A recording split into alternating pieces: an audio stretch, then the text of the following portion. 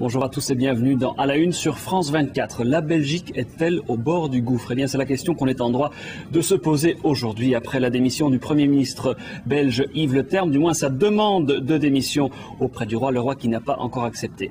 Toujours est-il, la Belgique se trouve dans une crise sans précédent. On l'a vu tiraillée entre des francophones qui demandent le statu quo et des néerlandophones, des flamands donc, qui veulent plus d'autonomie. Yves Le Terme jette l'éponge, lâché au sein même de son parti par ses propres alliés.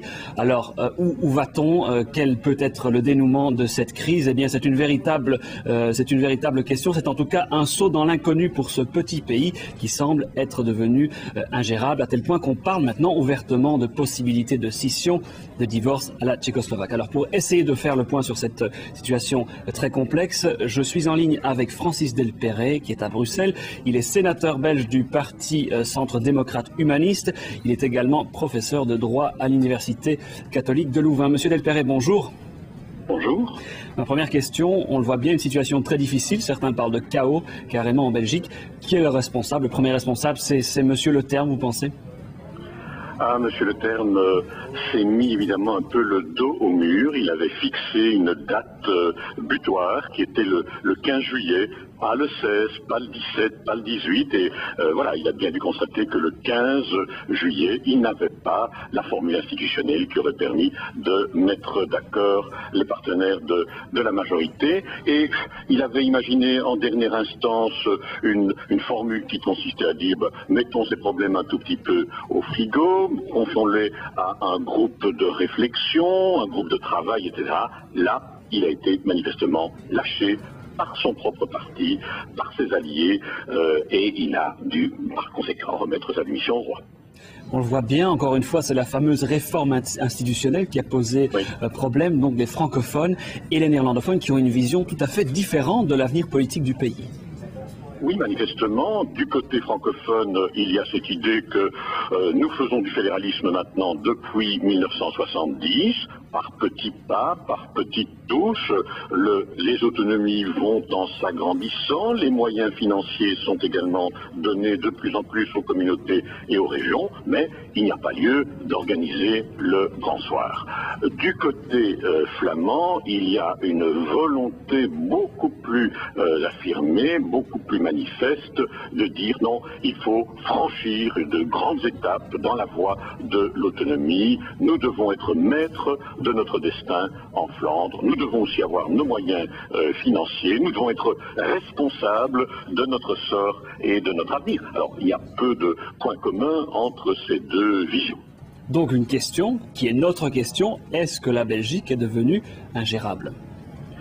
Ingérable, c'est beaucoup dire, mais ce qui est vrai, c'est que la crise au fond qui est née déjà il y a un an, après les élections du 10 juin 2007, la crise ministérielle qui est présente aujourd'hui se double d'une seconde crise qui est une crise beaucoup plus existentielle, c'est-à-dire la question de l'avenir de l'État. Est-ce que la Belgique a encore un sens? Est-ce qu'elle a encore des raisons de vivre? Est-ce que les Belges veulent encore vivre ensemble? C'est un peu ça le fond du problème, et là encore, les opinions publiques ne sont peut-être pas exactement sur la même longueur d'onde. Là, vous parlez justement d'un possible divorce. Ça a été longtemps un tabou en Belgique. Aujourd'hui, on parle de scission. C'est possible? Oui. Et on évoque souvent le scénario, vous en disiez un mot il y a un instant, on évoque souvent le scénario tchécoslovaque, avec tout de même cette différence majeure. Hein. La scission de la Tchécoslovaquie, la Tchéquie et la Slovaquie, elle intervient après la chute du mur de Berlin, elle intervient alors que les appareils politiques ont complètement disparu. Ce n'est pas du tout le cas en Belgique. Par exemple, les grandes forces sociales, les syndicats, les employeurs sont organisés sur une base nationale, fédérale, dit-on, dans mon pays. La deuxième différence avec la Tchécoslovaquie, c'est que il y a cette capitale Bruxelles, capitale de la Belgique, capitale de l'Union européenne, qui, évidemment, est une ville à 1 million d'habitants, 850 000 francophones. C'est évidemment un obstacle majeur à la division du pays. En tout cas, c'est un des points qui empêche une scission de se réaliser commodément. Est-ce qu'on ne peut pas finalement du coup couper la poire en deux et évoluer plus vers une confédération, un modèle un petit peu à la Suisse où les régions auraient une grande autonomie mais on garderait quand même un pouvoir central?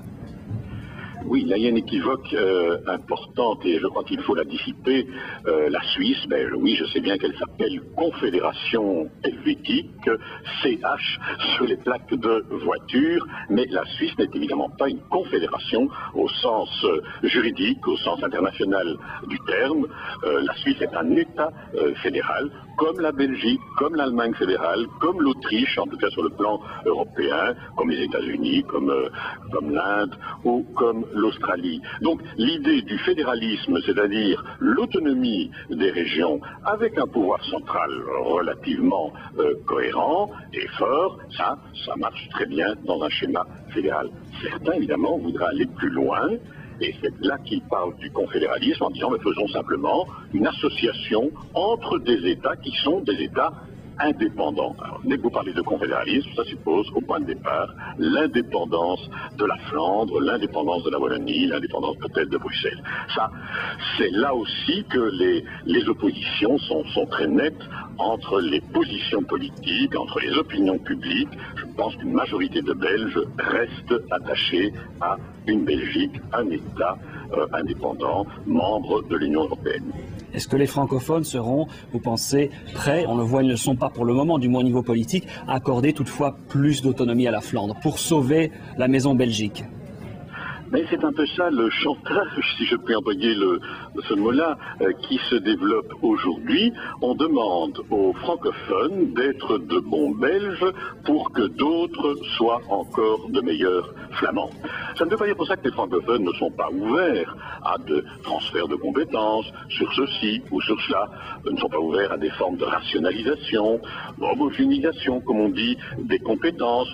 Il y a des matières, par exemple, qui sont beaucoup trop parcellisées et plus personne ne s'y retrouve. Il faut faire les corrections nécessaires, mais il faut évidemment maintenir au niveau fédéral un volume de compétences. Je crois qu'une des questions majeures sur lesquelles il y a une contestation, c'est évidemment la matière de la sécurité sociale. La sécurité sociale, c'est un système de redistribution des richesses entre tous les Belges, entre les bien portants et les malades, entre ceux qui travaillent et ceux qui sont au chômage, entre les jeunes et les plus âgés. Ça, c'est vraiment la solidarité entre les Belges.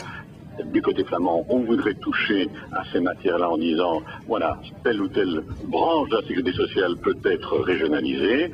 Du côté francophone, on dit, non, on dit ça, c'est vraiment le ciment de la Belgique d'aujourd'hui. Monsieur Delperret, merci beaucoup pour votre analyse. Merci à vous de nous avoir suivis. Restez avec nous sur France 24. Je vous souhaite une très bonne journée. Au revoir.